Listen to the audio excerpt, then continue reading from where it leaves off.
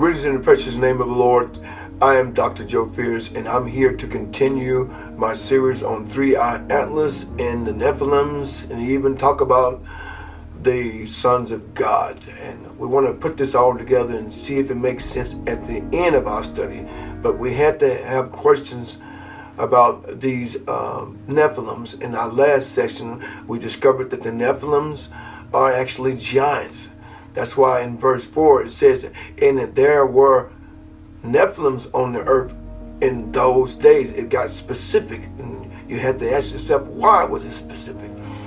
And we discovered that it was the term Nephilim in the Hebrew is giants, and also in the Greek it means giants. So there were giants, even as some versions of the Bible tell you that there were giants. Now in my version, I'm reading the ESV, and it doesn't say it that way.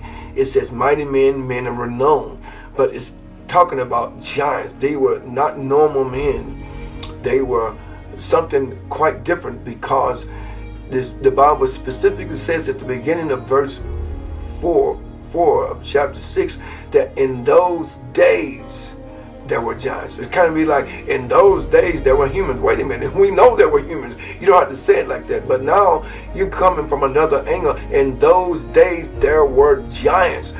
My question is, where did they come from? Where did these giants come from? We kind of already know from reading the scripture that the sons of God slept with the daughters of men.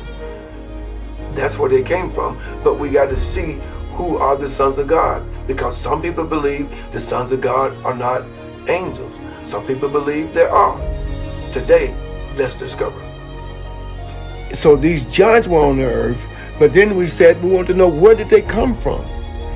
And we know that the sons of God, in verse 2, the sons of God saw that the daughters of man were attractive. So these are daughters of men, sons of God, daughters of men. It already tells you something there is going on. Sons of God and daughters of men.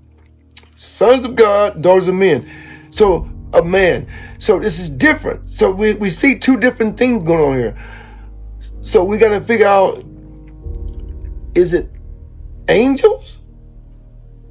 Because it wouldn't be from a different culture or different tribe of people that's still human. But this is specifically saying sons of God. So we want to look at the sons of God, because they came and they slept with women, and then they birthed children. They bore children. These sons of God.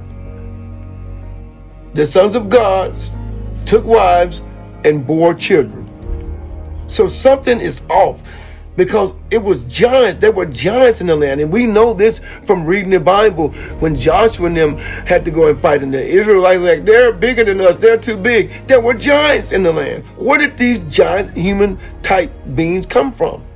They were human, but they were a mixture of human, and it looks like maybe angels are sons of God. But let's go look at the text.